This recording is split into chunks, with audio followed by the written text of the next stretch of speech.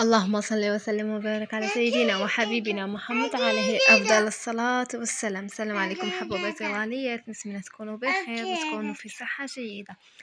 الفيديو تاعنا اليوم جبت لكم طاجين الحلو بلي طاغتوالات كما راكم تشوفوا فيهم، يعني بطريقة جديدة. أهم شي بنينة بزاف كما راكم تشوفوا فيها، وبريزونطابل كما تشوفوا فيها، يعني يجيكم ضيف ولا حطوها لا يعني تاع همة تاني لا كنتي عروسة جديدة تاني خلعيهم بيه. صدقوني رائع بزاف. وهذيك البنه وهذوك لي طاغتولات ريحتهم كي دايره. ما عليا غير نقول لكم شيراتي لكم تشوفوا في الفيديو من اول مره. ما تنساونيش ما تنساوش اختكم صابرينا بجام وكومنتير وتفعيل الجرس، يعني ابوني. وكما عودتكم الشيرات نروحوا مع المقادير وطريقه التحضير في نفس الوقت طبعا.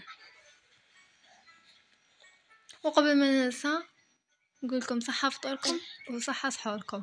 بالنسبة للمقادير عندنا الفواكه المجففة اللي حنايا نقولوا لهم في وهران زبيب، المشماش والبرقوق كما راكم تشوفوا. انايا خليتهم غليت الماء، خليتهم كاع في رحبة في الماء حتى اللي يطلقوا غاية كاع هذوك لي كولر تاعهم. هذاك البرقوق داك الكحولية تاعه، يعني خليتهم غاية حتى اللي حسيتهم كشغل طراو بزاف.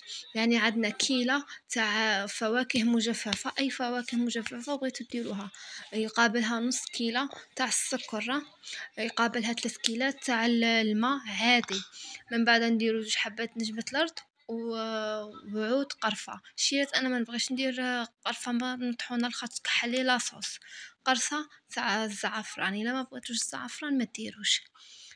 من بعد نديروه فوق النار ونخلوه يطبخ غاية. شيرات هنايا ما نسيتش الزبدة، هي اللي نسيت نقولكش. نسيت المظهر، يعني الزبده ما نسيتهاش، خليتها مع التالي باش ما تكحليش هذاك البرقوق. من نديره ما يكحليش لاصوص. هذه هي.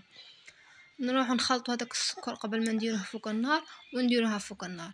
وهنايا نروح لهذوك لي طاغتولات اللي خدمناها مع بعض، يعني اللي شفناهم في اول الفيديو. شو غادي نديرو؟ غادي نديرو كاس تاع الفرينه، الكاس المتواجد عندنا نص كاس تاع جنزلان يكون محمص، نص كاس تاع كاوكاو يكون محمص، رشه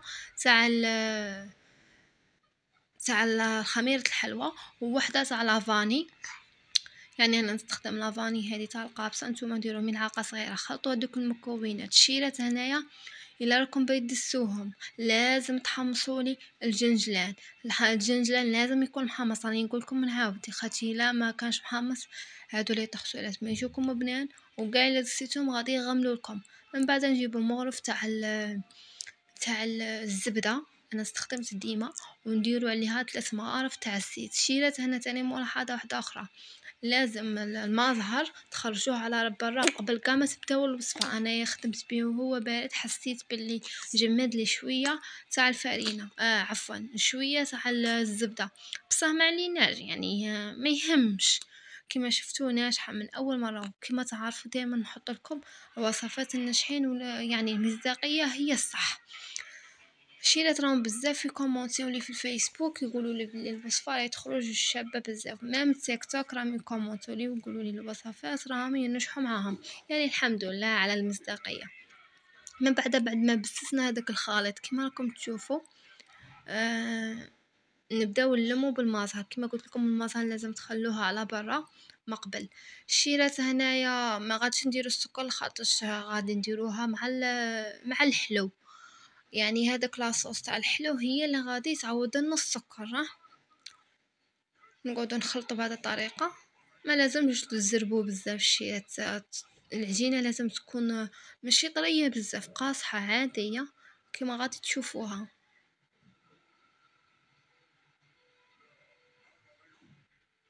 بعد نجيبوا اي ليمون يكون عندكم. هي من الاحسن هذوك الليمون يكونوا طالعين اكثر، يجوا شابين غايه. يعني انا كانوا متواجدين عندي هادو.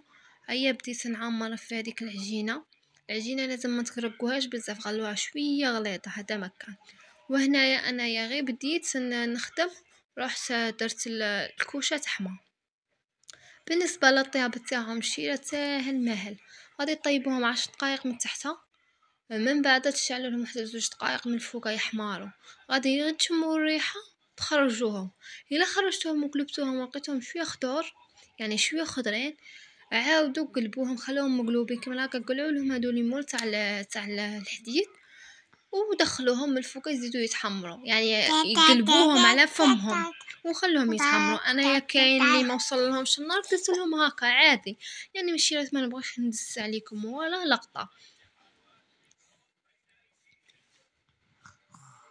كيما الشيرات كل واحد والمقدور تاعه، نتوما تنجموا ديروا الكيوي، ديروا الاناناس، ديروا يعني كل واحد وكيفاش. انا بغيت نجيبها حاجه مبسطه على حسابي وعلى حسابكم.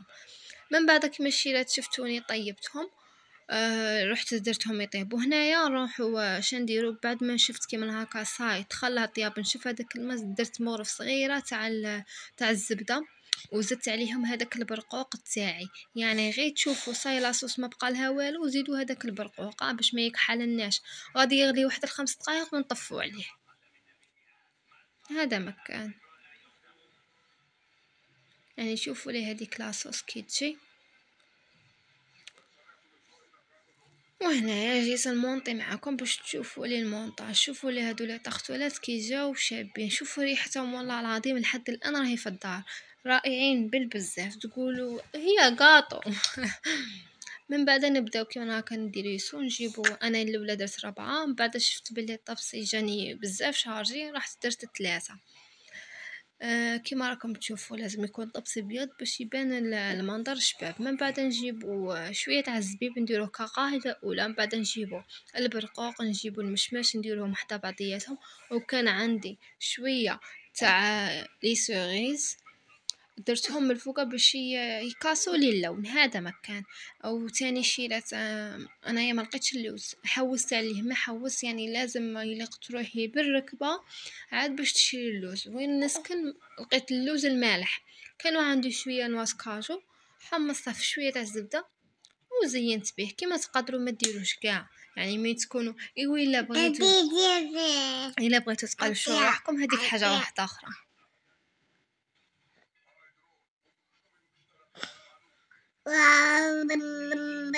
تقولي شي جربوا لي هذا الوصفه والله لا شابه. انا كنت باغي نحطها لكم من الاول كاع اول ايام رمضان، بصح لا غالب شيرات ما هي نروحوا نولوا على حساب المكتوب، كتبها ربي اليوم.